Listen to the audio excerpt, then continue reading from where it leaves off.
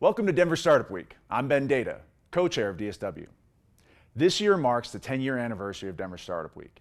This community has been the catalyst for lots of change over the past decade, and this week we're coming together to celebrate the past and dream big for the future. We are able to bring Denver Startup Week to this community thanks to our 2021 sponsors. Thank you to our HQ and title sponsor, Amazon, and our title sponsors, whose leadership makes this week come to life.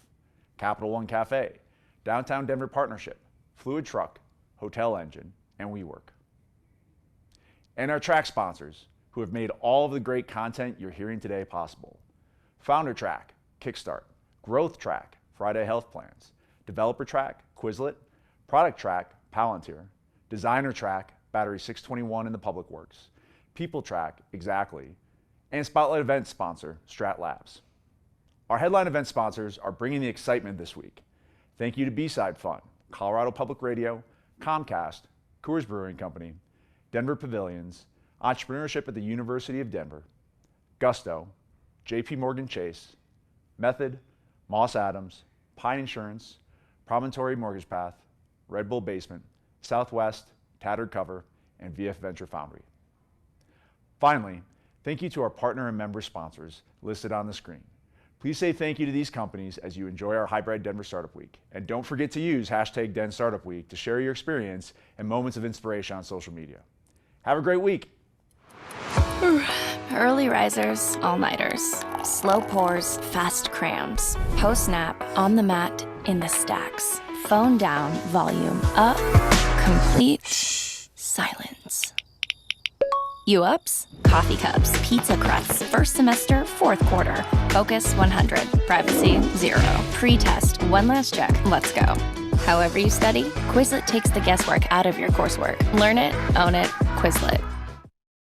Hello everyone, welcome to Denver Startup Week. I'm Connor Swanson, the Developer Track co-chair along with Aaron Clark, and member of the Denver Startup Week Organizing Committee. Thank you for joining us for the 10th anniversary of Denver Startup Week.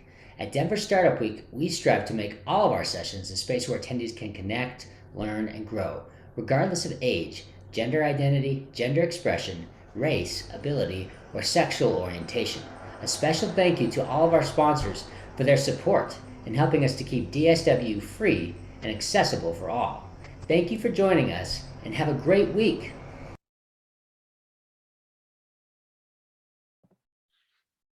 I think that's our cue. Hello, everybody. Welcome.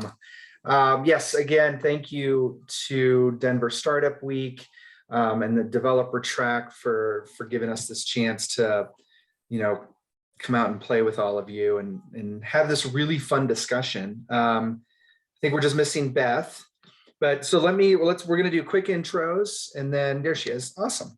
And so we'll go around and introduce ourselves real quick, and then we'll dive in. But the discussion today is all about ethics and AI. I mean, I think, we've seen, especially in the last year, the power of this particular discussion. We've seen documentaries like Coded Bias that came out, I think on Netflix. We saw the very public firing of Dr. Gebru from Google, and kind of the backlash against that for the work that she was doing. And so, it's a really important conversation for so many reasons, not to mention Skynet, but that's for a whole other panel. But today it's more about like the impact on people, the impact on our lives. Not only from a employment perspective, just a living perspective, a mental health perspective. There's so much here to unpack. So why don't we go around the panel real quick, do some introductions, and then we will dive in. So let's start with my friend Alaris. Hi. Hey, Yubi. Thank you. Hi, everyone. My name is Alaris Allman, and I'm the Director of Innovation for the Mental Health Center of Denver. I'm also the co-director for the AI Institute at ILIF and founder of Deep Space Predictive, which uses behavioral health and technology for long-term space travel. Awesome. Welcome. And Mr. Gary Walker. Thanks, Yubi. Good morning, everyone. My name is Gary Walker. I'm the VP of Product and Innovation for Interview IA. We specialize in providing a SaaS platform for interviewing for all size companies and for individuals. I have a long background in software development and architecture, and now focusing on product and AI. Awesome. Welcome. Thank you. Hi, Beth. Hello, thank you guys for having me. This is so much fun. My name is Beth Redden, and I am a IBM Distinguished Engineer, and currently I am running a consult to operate offering for IBM called AI at Scale.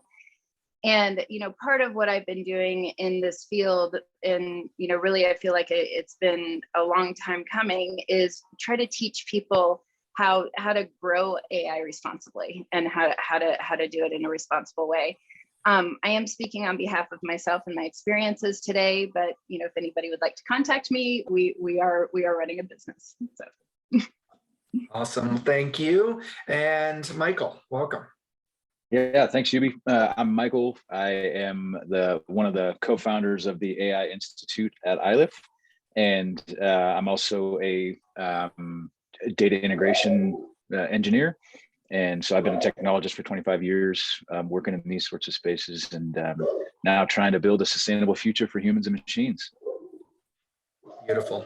And I am Yubi Siminetti. I'm a co-founder at Interview IA, and we actually use IA, which is intelligence amplification, which is sort of a sibling to AI, in that if you think of AI as sort of autopilot, we're the driver assist. We want to help interviewers get better using technology. Like, we believe in the power of technology, and I think everybody on this panel does, but it's how we're using that and how we're teaching people to use it and develop it. And we're even going to get into talking about teaching our kids how to use it responsibly and ethically, right, to create a better world. So let's dive in. If you have questions from the audience, please feel free to throw them up into the QA or chat, and we'll try to get to them. We like to make this very interactive as much as possible. We'll do a specific Q&A here towards the end, and also would love to hear about all your experiences. So thank you all for being here. So let's talk about why this discussion started, right? Ethics and AI. What was sort of the impetus to the importance of this discussion? Who wants to go? Well, Beth, why don't you go? Because you're the one who brought this up when we were planning this, and you talked about the easy button. Yeah, I see, and for me, if you look at a lot of the hype curves and the story arcs and if you take a look back at history, which is something that I like to do a lot, we see this huge advent of machine learning and deep learning. And I see a lot of my peer data scientists and data engineers where they're taking a lot of data, shoving it into a neural net, and having the neural net do some feature selection. And there's lots and lots of technical components behind that, but I'm effectively completely generalizing the entire notion.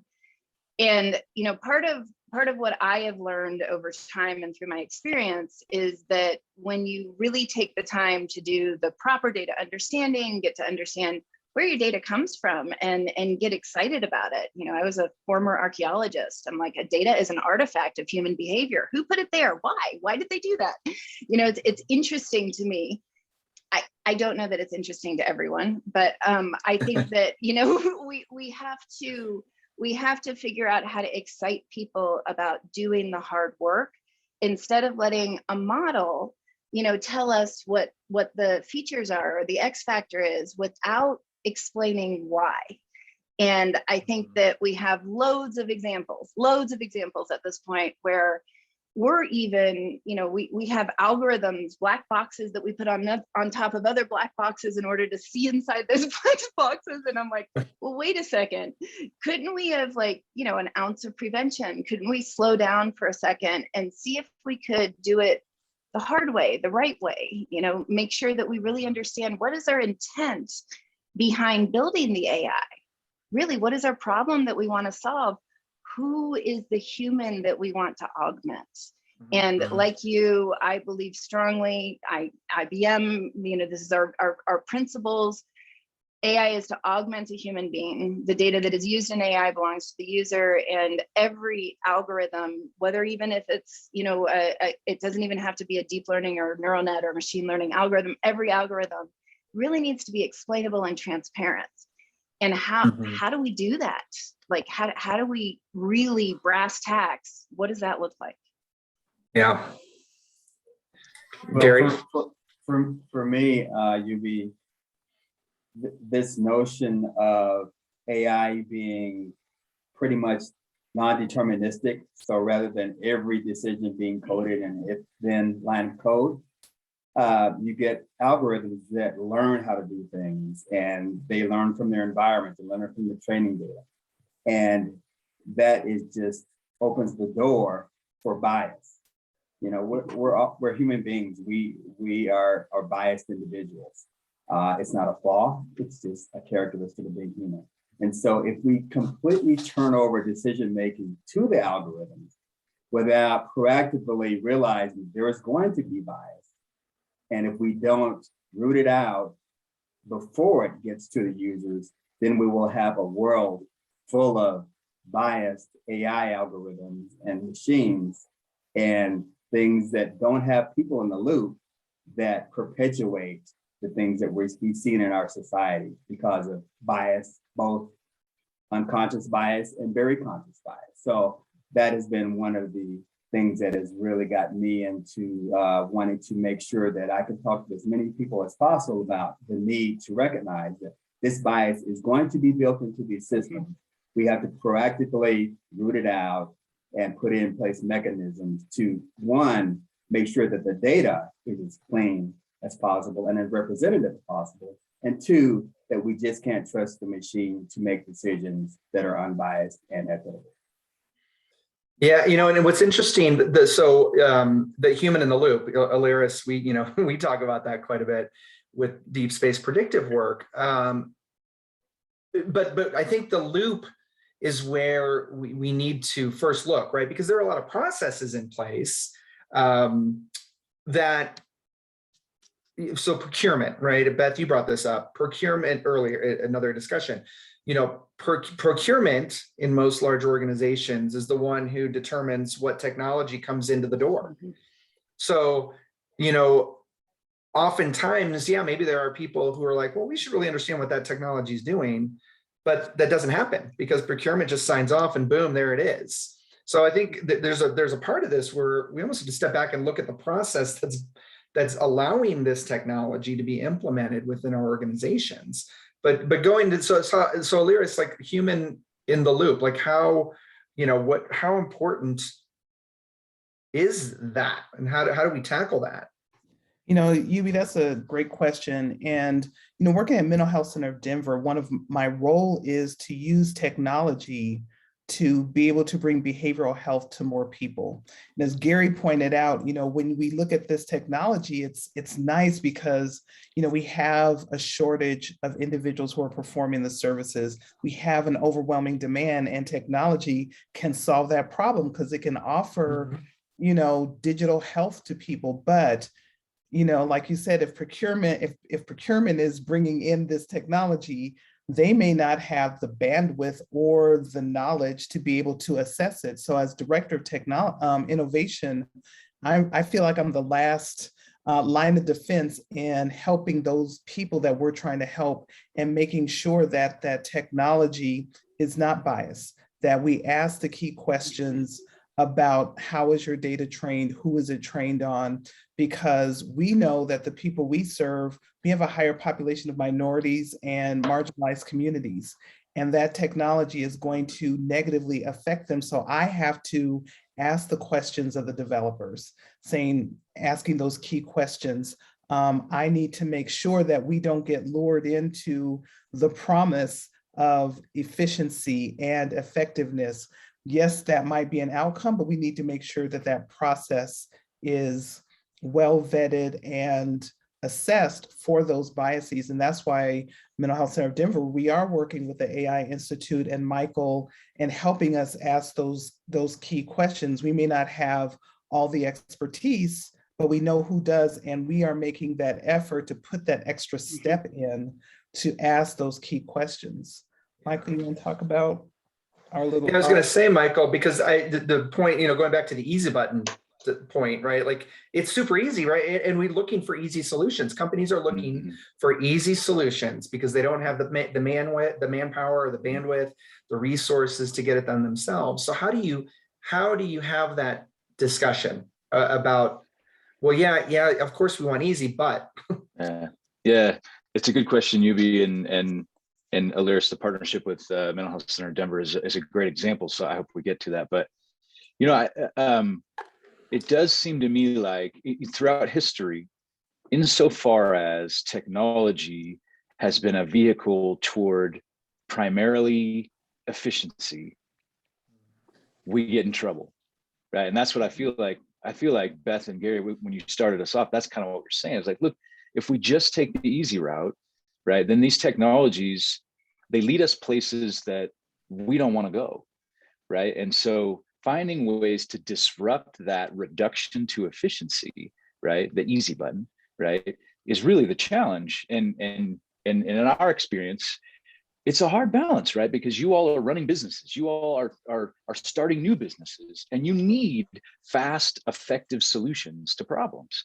So one of the things we've been trying out is a sort of we don't believe that you can outsource ethics, right? We do not believe that. We don't think that you can hire a panel outside and just have a committee evaluate things at the end at deployment. So we don't believe you can outsource that, but we do believe that we can build partnerships and embed ethics into every step of your AI development or use workflow, right? And so that's part of what we've been doing with Mental Health Center of Denver, is helping Mental Health Center of Denver get really clear on their values as an organization. And then anytime they procure or reach out to a new partner for technologies, we do a process of vetting those folks and really having a conversation with those folks about, hey, how does the way in which you're using machine learning and AI, how does it fit with the values that Mental Health Center of Denver is committed to? And the great thing that Mental Health Center of Denver is committed to is saying, look, this is not just about us and our users, right, or our clients. It's also, we want to actually also shape the development of these products, right?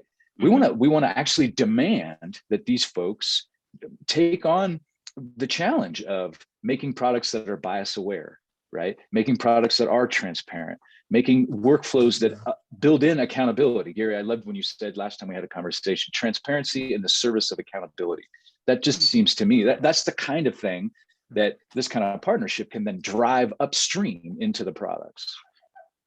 I love that. And that's a great segue into, because we've also talked a lot about the lack of rigor that exists in software development when you compare that, or when you compare that type of engineering to more physical or practical types of engineering, right? Like civil engineering or chemical engineering.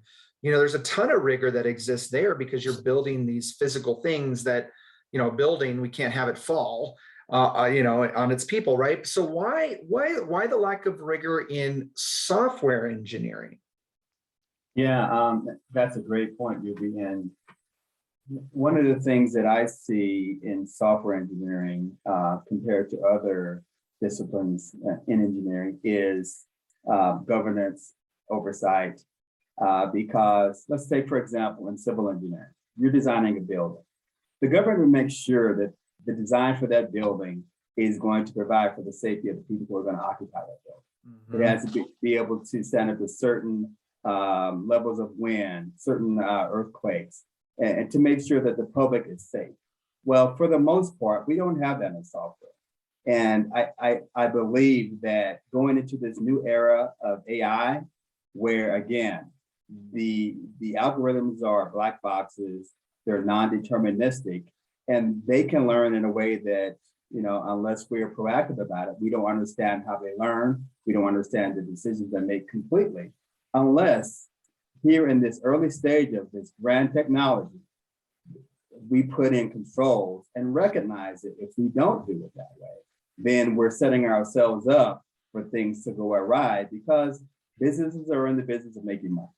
They aren't in the business of looking out for society. And that's one of the other things that makes this new era of software and AI so important, that we get controls in place early. Is we're talking social issues. We're talking about affecting and impacting and making decisions on people's lives without the person in the loop in many cases. That's the whole reason that software exists for the most part, to make decisions, to do things at scale. And so if we don't put the controls up front and recognize that we need a person, we may need a sociologist in our building now. What company has sociology involved in their software development? We may need neuroscientists involved in our software development for AI. So I believe that the government will have a role to play, not a huge role, hopefully, but enough of a role to make sure that there is control in place, that there's oversight, so that companies will be forced to do the right thing in behalf of the public. Can I, Gary or Alaris, were you going to say? No, go ahead, Michael. I was just going to ask all of us. So do you think part of the difference there is because of the perceived materiality of buildings versus the kind of perceived virtuality of the software world? So there's almost like we don't even have an intuition or a disposition toward considering these things as with as much gravity. You know, a building might fall on somebody, right? Whereas we know software can do harm, but it's sort of not real in the same sort of way. Do you think that's a kind of assumption that's kind of undergirding some of the difference there? I do. I think that's part of it. I would just add briefly, I think the other major factor is that a person could design a building from their house and single individual, but it's going to take a considerable team to build the building. An individual can design, code, and also deploy an AI-based system on their own from their basement that, you know, eventually millions of people may utilize. I think that's one of the material differences between software and other forms of product building, engineering, and so forth. And I want to add to that, part of the assumption is because it is software, because it is technology, that it's objective. You don't have to check it because technology is not necessarily biased, because it is what it is. 1 + 1 = 2. We know that it's objective. There's no biases in something like that. But because we create uses for that technology and people don't check the outcomes of it, they just look at the process itself is objective.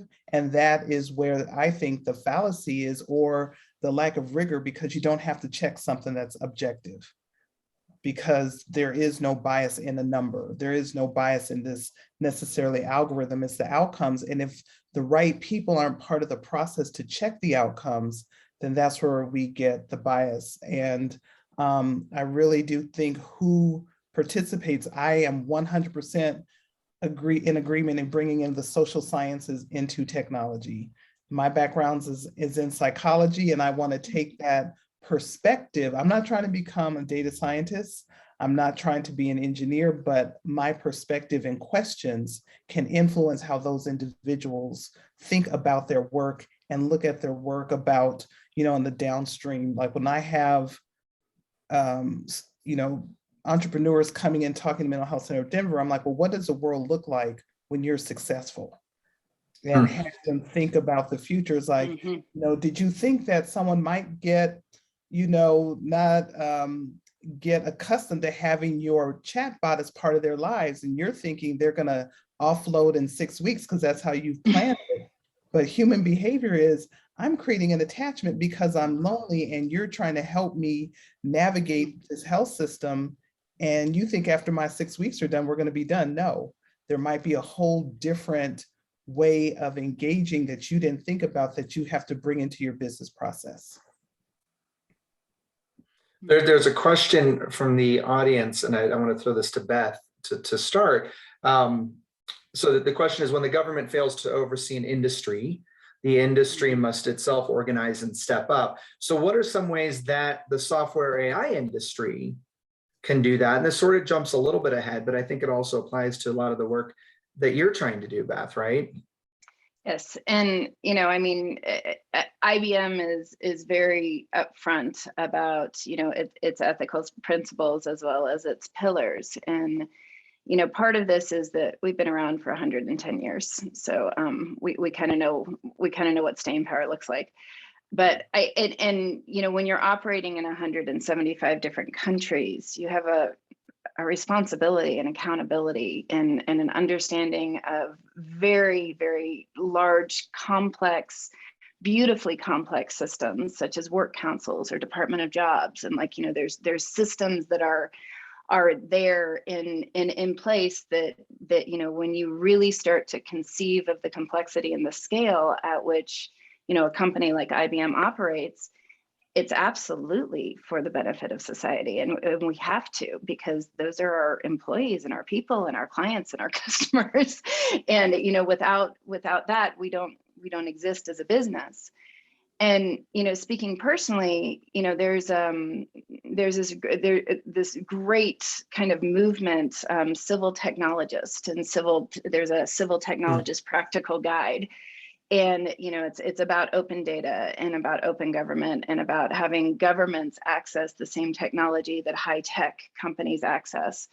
And I think that there's so much fluidity in that, especially when you have corporations that are larger and have GDPs that are larger than small countries.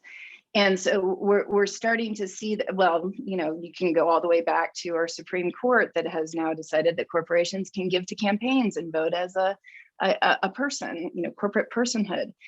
I think that we need to start thinking about this in making it much more accessible. Michael, I loved your perceived materiality of buildings versus perceived, virtuality of virtual worlds.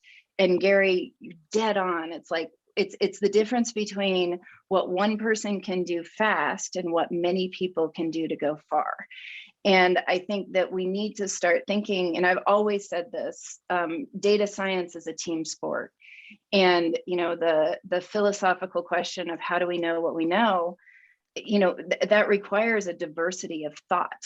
That means that you have to have a multidisciplinary team, to your point about sociologists, we need to understand, and, I will pick on, Alexa a little bit, but why does she listen to my husband more? And it's simply for the fact that it was trained by likely male data scientists. And, but going back to the very original TomToms and GPS and with technology, we all had to look up so that we didn't drive off the road like it wanted us to. And so we need to consider, the makers, the creators.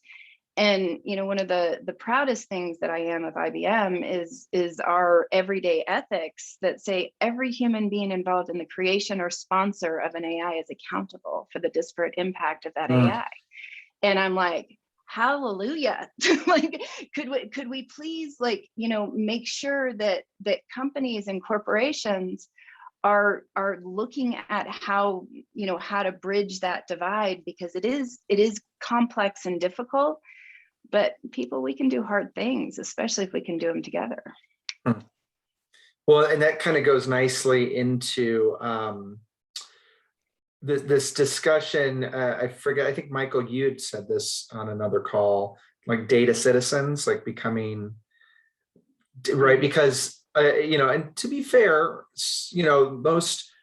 most of the generations in the workforce who are building this technology didn't grow up with this technology, right? So moving forward, and this kind of gets back to the question of how can the software AI industry step in to help? Like where should it start? Where now that we know right? And where should this kind of understanding or this building up of data citizenry, where should that come into play?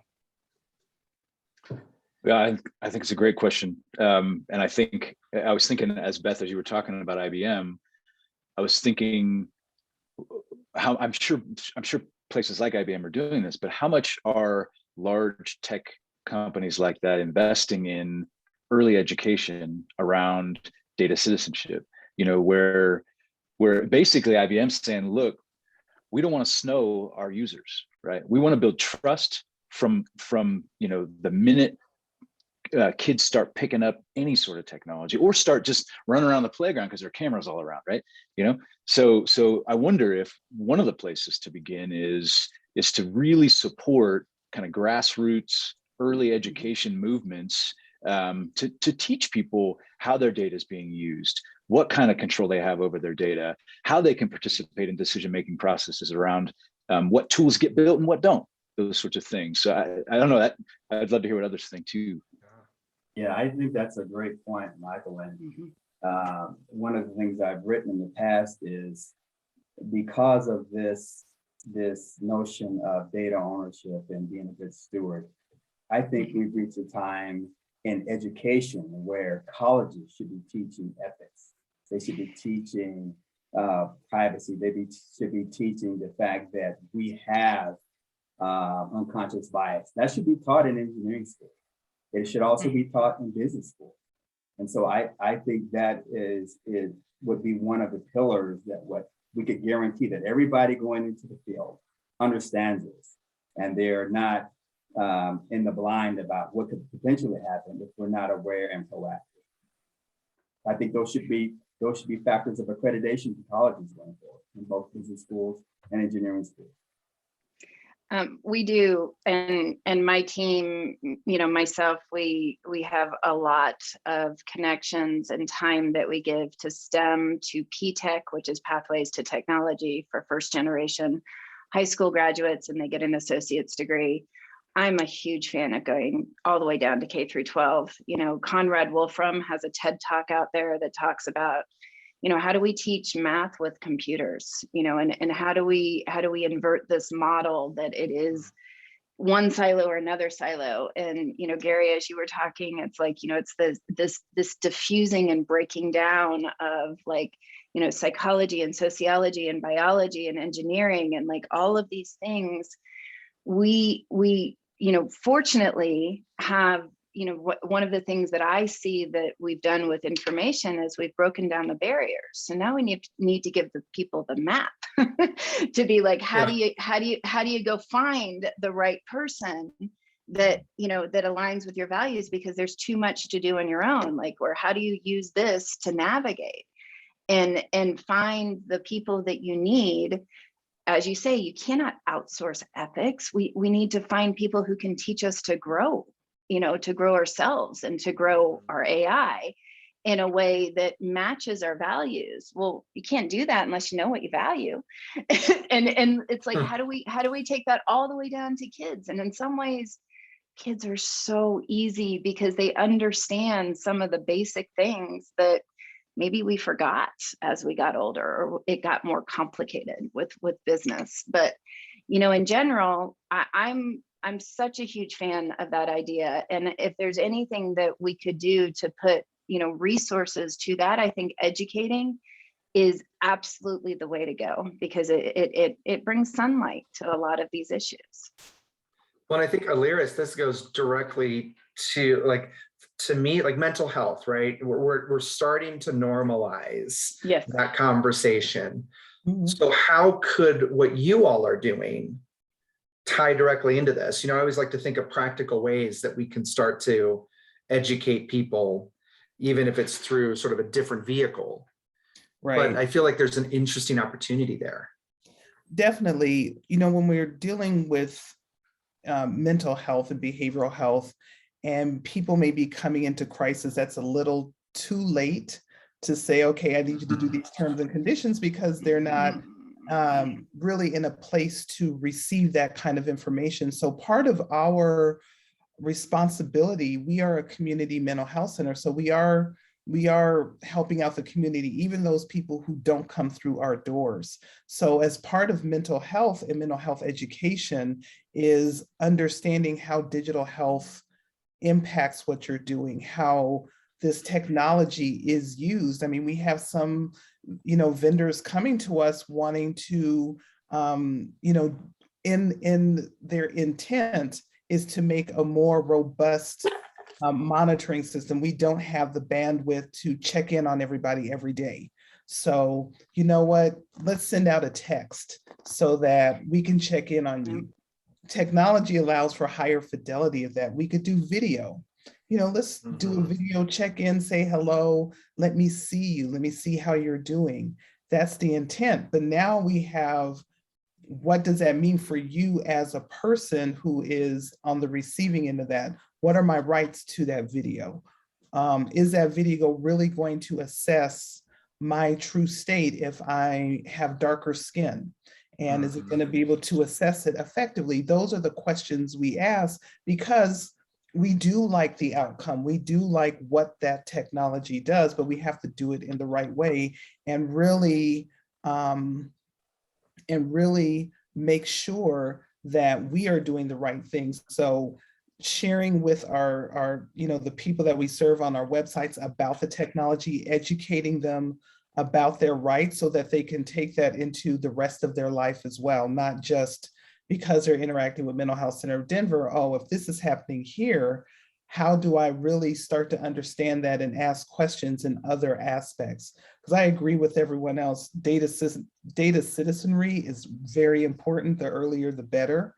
And in the more ways that people can see how that impacts their lives, whether it's at the grocery store, whether it's using their cell phones, and also in mental health and behavioral health, they get to see how it's all connected, that it's not just your terms and conditions for that app or your terms and conditions in getting into behavioral health services. It's everywhere, and hopefully they'll start to make those connections. And then also ask and be more proactive in asking those questions.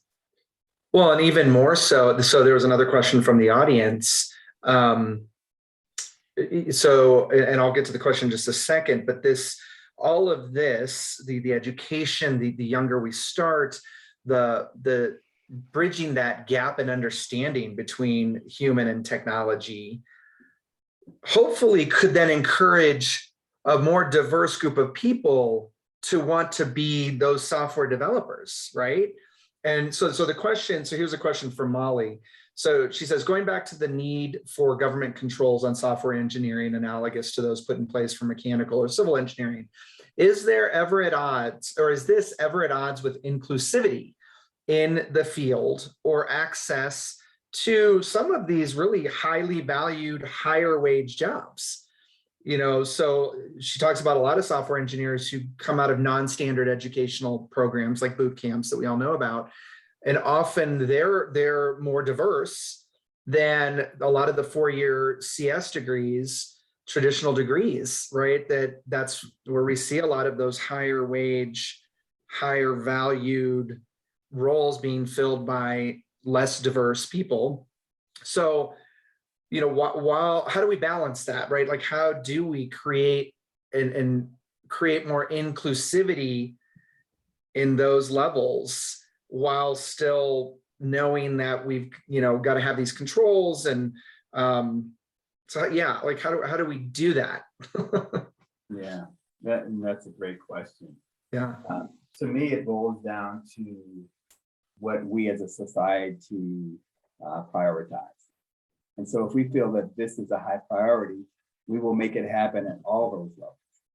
We will ensure that no matter how a person learns this craft, they will pick up these skills.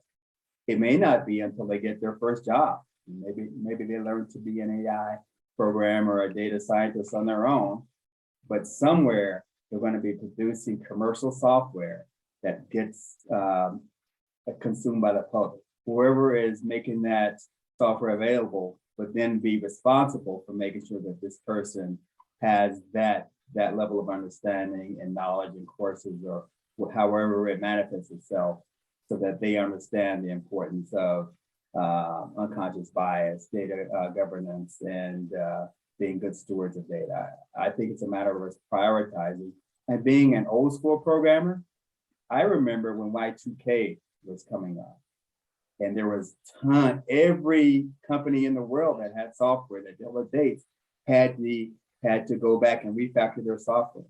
I believe that unless we proactively do things at this point, we're going to reach a point in the future where we're going to have every provider of software that has AI embedded in it is going to have to come back and do some type of refactoring because we didn't do it now when we can see it coming. So that's just my old school way of thinking and having learned from that. But I think we need to prioritize this, and then it will happen.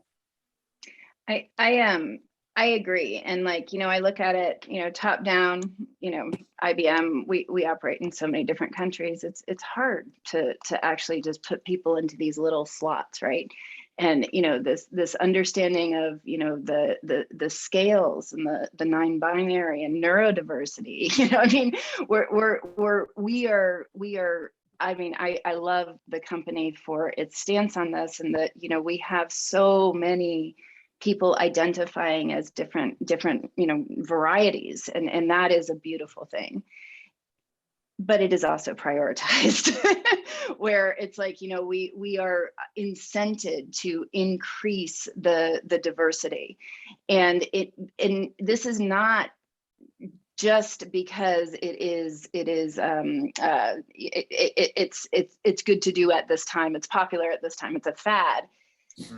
There's actually a mathematical theorem called the diversity prediction algorithm, or the wisdom of the crowds, and it's the wider your variance, the more standard your mean, or the wider your people that are guessing at something, the least amount of error that happens. And that happens every single time. We know this to be true. So that's your top down, but bottom up, and going back to like K through 12. I am just astounded at my children who are, using social media, and so curious, where they're like, why did I get this ad? Why did I not get that ad? Can I do it like this? And to go from curious to hands-on to become those software developers. See, I don't know if we're going to have software developers. I think we're going to have like marketing people who know how to do software development in order to get the answer of the model that they needed the code architecture for.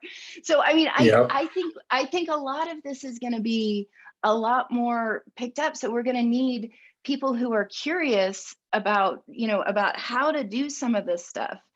And back in 2015, a friend of mine and I, we did a skirt that had all of these lights on it, and we thought it would be a great idea for the kids in the audience to tweet something that would show up on the skirt. And the lights were in the pattern that it could show words and stuff like this. And we even were like thinking, oh my gosh, we got to put a filter in because they're kids. If they put bad words, she's standing on stage, all this stuff, right? Well, what we didn't realize was that none of the kids knew what Twitter was at all. And it was just like, and that's such a, we should be involving, and when we speak about inclusion and diversity, I'm always like, y'all don't think about just like a horizontal stratification of diversity. Think about a vertical, like, old and young. You put the widest variance in a room, you're going to get the least amount of error when you ask the question.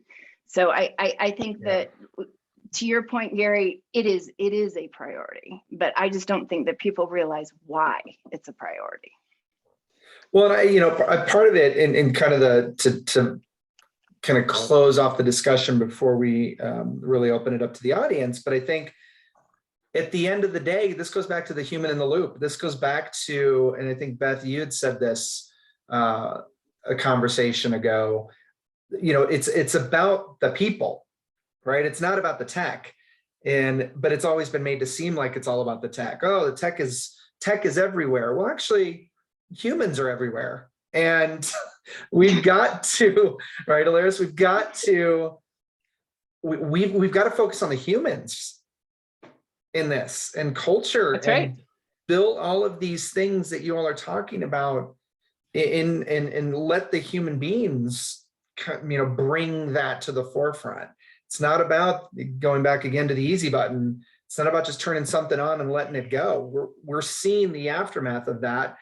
Let's talk about hiring right now. I mean, so many articles coming out about all of this HR tech, this AI out there in HR that is dismissing qualified candidates automatically, right out of the pool, right out of the candidate pool.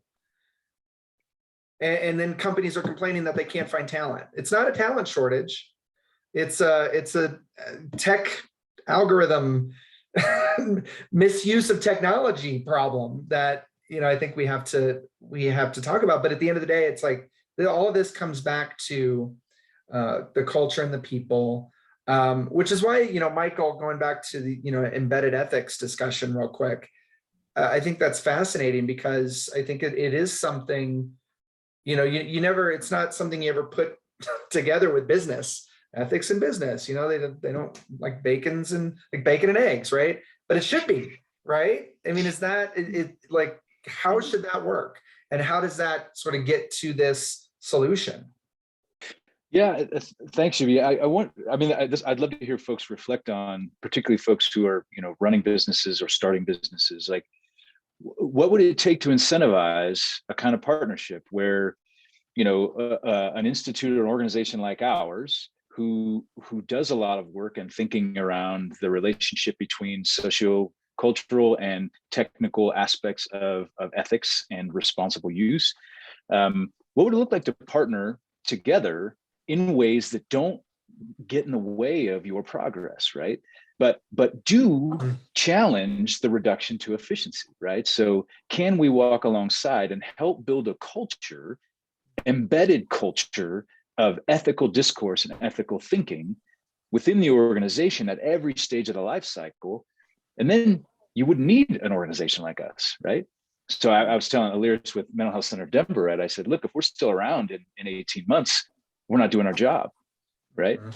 Because really the goal is to train up a culture, right? Is to build the culture where this becomes the expected norm, not to continue to rely on something outside. And so the challenge, I think, Yubi, that we're looking forward to is, how do we do this in a way that both generates energy toward production, right?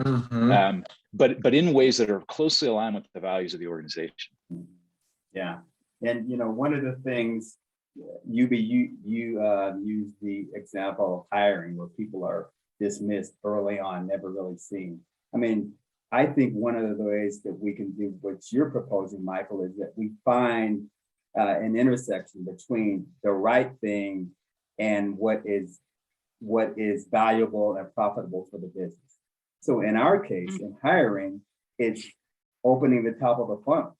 If you don't just dismiss candidates outright because they didn't go to the right school, or they don't have what you perceive as a minimum number of years, you will open the top of the funnel and thereby get more qualified candidates. That is an example of that intersection. But then you utilize technology to begin to make decisions about who goes lower into the funnel. So I think, it's hard work to find that intersection, but that intersection is what really provides a motivation for businesses to adopt these things we're talking about. Well, and there was an article, I think, Beth, you'd mentioned, related to mental health with these, and so Aliris, like these algorithms that are out there that are predicting addiction potential in people, right? Or things like that. I mean, that how, again, it's how do we avoid those assumptions, or how do we get people to not take that at face value? Because and somebody had said this, how do we get people to realize that this AI driven technology, AI built technology, is probably right? I think somebody said that. Well, it's really again, when you're looking at an algorithm which Look at that. I said who. It started. It I is. should It's play the starting. Terminator music. Where's that? It's not wrong. It's not wrong. Exactly, which, the algorithm, which is basically giving you data points saying Oh. this individual has gone, and this is in reference to the Wired magazine, article on opioid addiction that Beth and I were discussing. And it didn't say this person was, is an opioid addict. It's saying this person's gone to 15 different places to get opioid prescriptions filled. What needs to happen is the human in the loop to assess what that data, what that information means.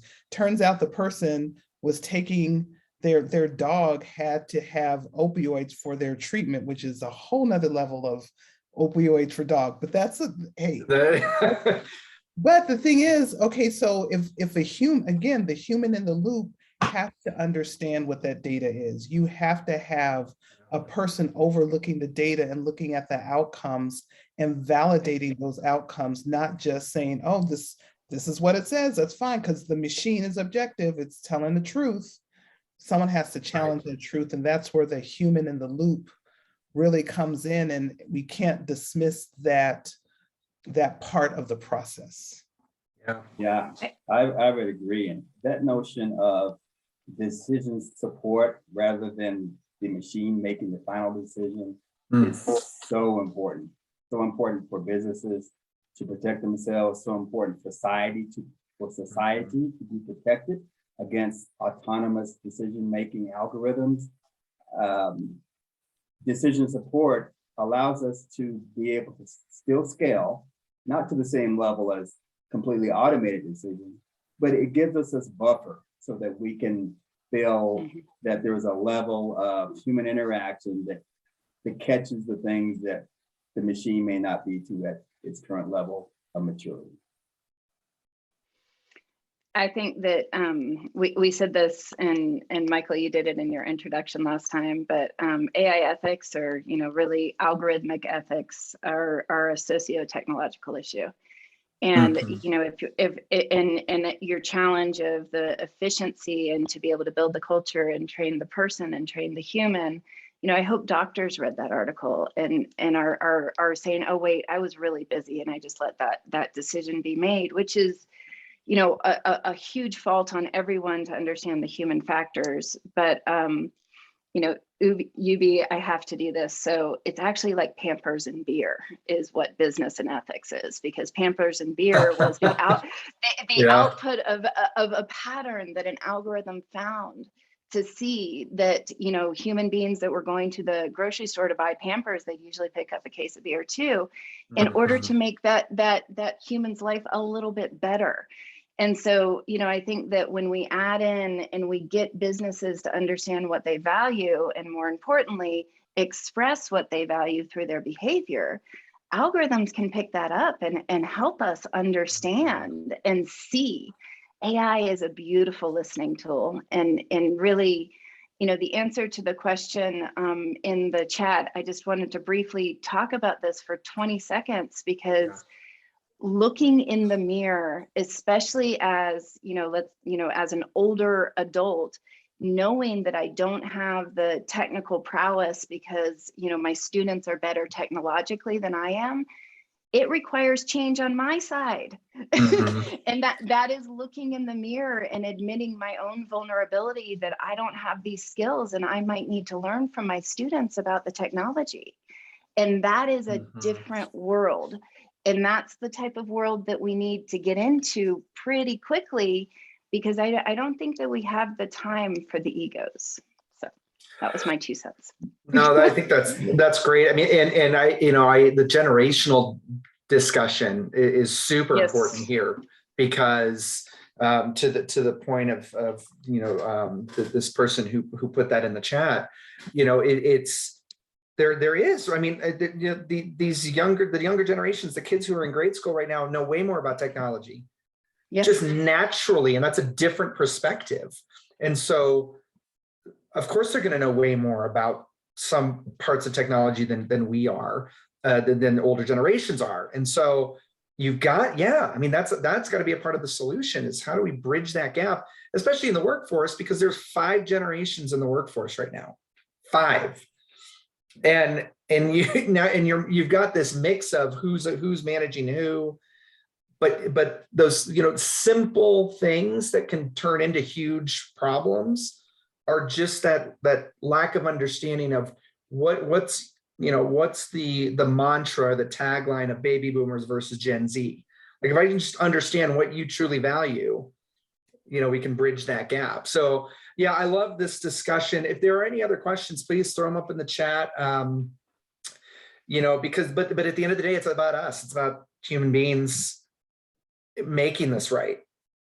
I think that's what I believe is the solution. I think it's also a marketing thing. We mentioned that, but it's too, I mean, we talk about this as a relation to media and what we believe and things like that. I think a lot of it is, oh, well, this, when somebody tells me my job is going to be easier if I just turn on this AI, I'm going to listen to that because I got so many other things I need to do. So I think it's sort of a marketing issue too. Like, we got to communicate better instead of just trying to sell this stuff. Can we better communicate? I think that's where the mental health technology world can help, because you can't just turn on that stuff and let it go, right? If you're going to truly help somebody, it's gotta be deeper, and it's got to be more thoughtful. So anyway, anybody, like, we got a couple minutes left. Any parting thoughts from the panel, from the audience? Well, I have a couple, UB, Yeah. I think this rises to the level, maybe obviously to others, of corporate citizenship. It's not just an engineering issue. It's a corporate issue. And companies, should they decide that it is exactly that, they can justify that in many different ways. I think number one being, again, the intersection between doing the right thing and benefiting the company is just to protect themselves liability-wise. There's a company that pulled its AI product off the market because it was determined to be doing biased decision-making on people's faces. And so that notion of corporate citizenship intersected with corporate benefit, I think, is very real. And the last point I'd like to make is, oftentimes we start to compare these algorithms with people. Well, the big difference here is that when we're talking about the biases of people, many times they don't know they exist. And people also tend to protect themselves from being, investigated or looked at. But when we build systems, the systems don't have that self-protection mechanism. We can probe the systems. If we build them to be investigated, if we build them to be explainable, they will be, because they don't have this self-protection mechanism that people will say, hey, don't look at me too closely. I have issues. I don't want you to see my issues. Where we can build software to have those issues exposed proactively.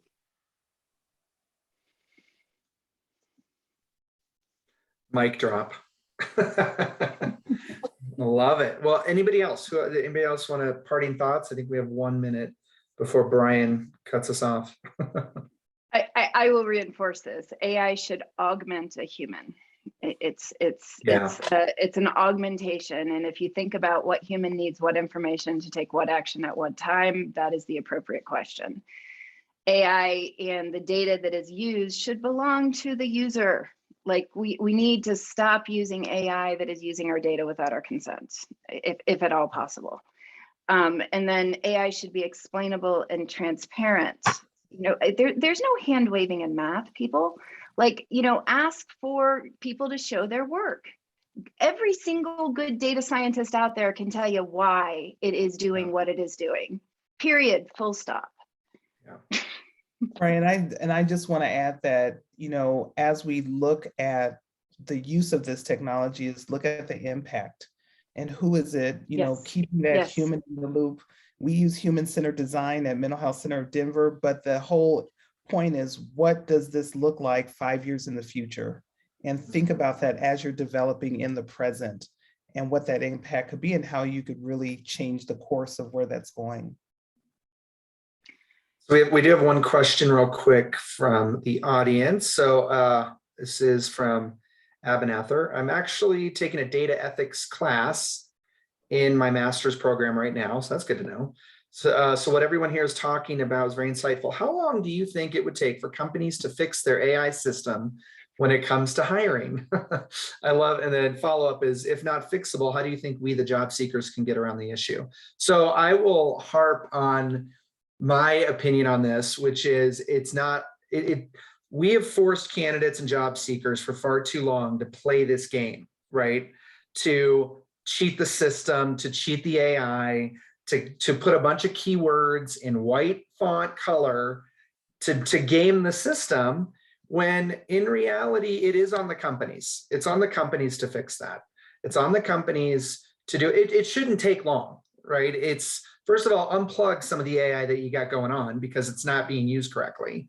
In the pre-screen, the video interviewing, back to what Aliris was talking about, when you develop a video interview platform, and when it's a bunch of white dudes developing it, guess what?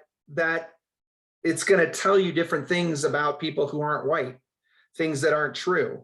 Apple did it with their first version of the Apple Watch. The ability to tell heart rate or whatever couldn't get through black skin, right? It wasn't designed for that.